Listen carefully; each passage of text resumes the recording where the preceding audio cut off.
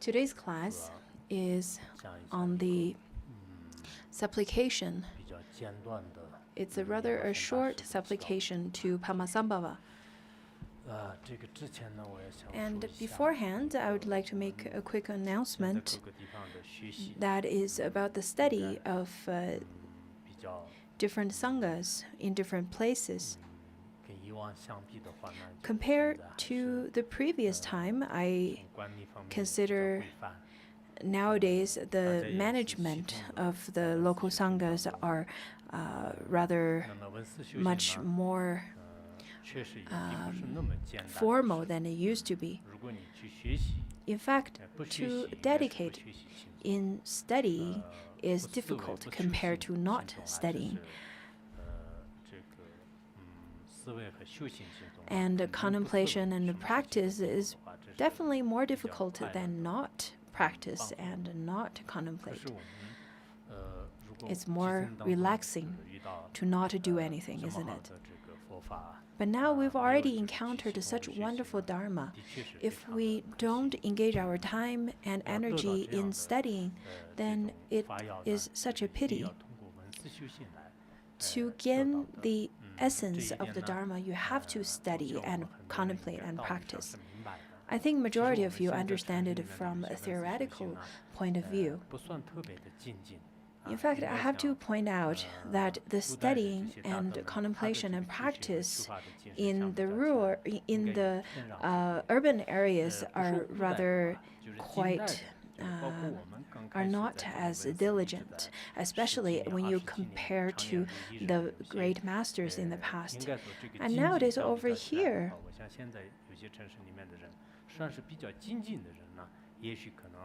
the practitioners would dedicate lots of time in practice and in their listening. So compared to the past master and compared to our practitioners over here, the practitioners in urban areas, I think you really don't spend that much time. Therefore, I really wish that you could persist. And once you could persist in the studying, contemplation, and practice, then you will be able to gain benefit. And once you gain benefit, you can then transfer such benefit to all the other sentient beings as well. You can influence others with such benefit that you receive from the Dharma. Therefore, I ask you not to interrupt your studying, practice, and contemplation, to practice consistently. Lots of our volunteer groups, I really want to extend you my appreciation to you, because I know at the same time of your own studying, contemplation, and practice, you have to then take up the responsibility of doing the management work. What is propagating Dharma and benefiting sentient beings? In fact, it is to take up responsibilities. If none of you want to take up responsibilities, then who can take up the responsibilities of benefiting others and propagate Dharma? We don't really have particular job description saying that he is supposed to do the job of propagating Dharma, and that person is supposed to take up the responsibility of benefiting sentient beings, and you have nothing to do with it. It is not like that at all. In fact, the lineage masters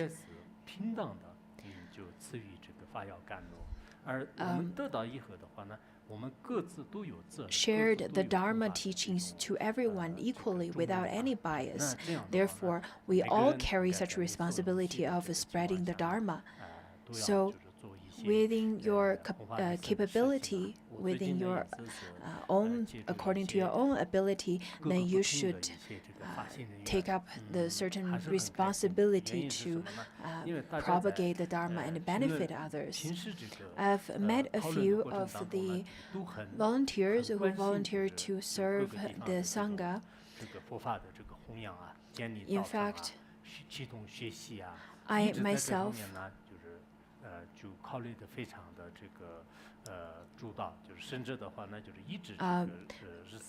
I'm really happy to see that they've spent so much energy in thinking how to propagate the Dharma, in thinking how to benefit others, in thinking how to build the centers in different places, instead of only thinking about their own afflictions, instead of only thinking about their own benefits.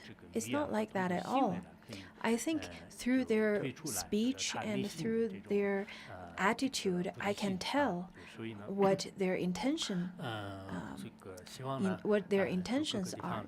So you can really judge a book by its cover in that case. And I really encourage such Sangha members. Do not think about retire after 1 or 2 terms of a volunteer to serve others. Because when I look at myself, I am really at the time to retire from my post. Lots of people, after reaching certain age, they feel that after retirement they should then move to Chengdu or cities like such where there are lots of leisure activities, and they just don't want to do anything else except to just relax for the rest of their lives. When you have the ability to consistently provide service to the Sangha, then you should persist in such a way, because you never know how causes and conditions could change through time. But as long as such condition permits, then you should continuously to provide such service to the others. But anyway, I am trying to say is that do not be so selfish. As yesterday we talked about, in any kind of a service, you should then be selfless, and you should give rise to this bodhicitta, the Mahayana, awakened heart, because without such a bodhicitta, without such aspiring bodhicitta, you cannot call yourself as a Mahayana practitioner. So, for the ones who are studying, contemplating, practicing, do not give up halfway. Please continuously to do whatever you're doing. For the volunteers whose main object and main aspiration is to benefit others and provide service to the Sangha, then I call upon you to then continuously to serve the Sangha. Maybe some of you have taken a year or 2 as rest, and then that's good enough. Why don't you come back to your post and continuously to serve the Sangha? Let's look at Manjushri. He never took any break in between. If you have the support from, if you have the human resources, if you have resources for finance support, then you can build the appropriate platforms to serve the Sangha.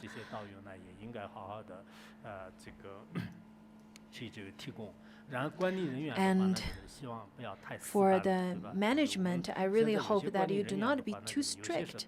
Some of the management, they're too strict. There are management who don't have any principle, and there are management who have too much principle and not flexible at all. Neither of those extremes are beneficial to others. So nowadays we need to have both the sense of human warmth as well as regulations. So two of these aspects should be combined in our Sangha, in our community. In the management, I hope that you could treat everyone equally and have some flexibility. Also, I really think that if some of you have the kind of authoritative power, do not then take advantage of such power. There are people nowadays who have too much of the habitual patterns from this world, and once they have the power in their hands, then they would take advantage of such power and abuse it. Even if in this lifetime you don't get punished, it will be a bad seed in your karma. 今天呢，我们讲到的是什么呢？就是莲花生大师的这个祈祷文啊，就是这个祈祷文呢，实际上是那个第20灯珠法王啊，就是第20灯珠法王。他应该最早的时候就是造的，那么这个以前的那个我最早的时候好像在尼泊尔吧，就是见过这个祈祷文，当时心里特别欢喜，但是呢也。没有得到真正的这个传承啊，就所以我今天藏文都不念传承，因为我没有传承，没有传承的话，给大家念也没办法。但是我想我们一起来这个就是学习一下它的内容，然后你们自己愿意念诵的话呢，就是也可以加在自己的课诵里面，也可以念诵，也不强迫啊，就是因为我们祈祷莲花生大师的有一些这个出章文呐，就是也有很多的。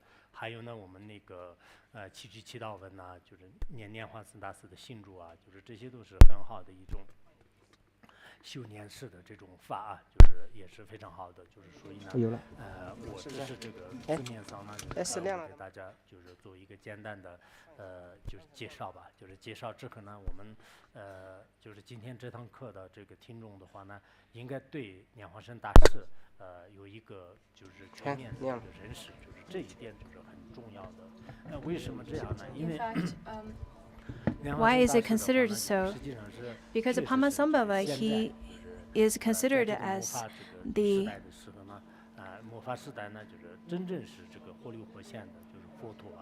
the second Buddha in this dark age. So if we wholeheartedly supplicate to him, then we will be able to receive the unsurpassable blessing and empowerment.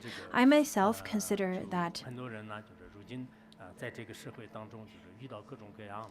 nowadays in this society we encounter all different kind of obstacles and difficulties and hardship, and if we supplicate to Padmasambhava, then we will be able to receive blessings from him.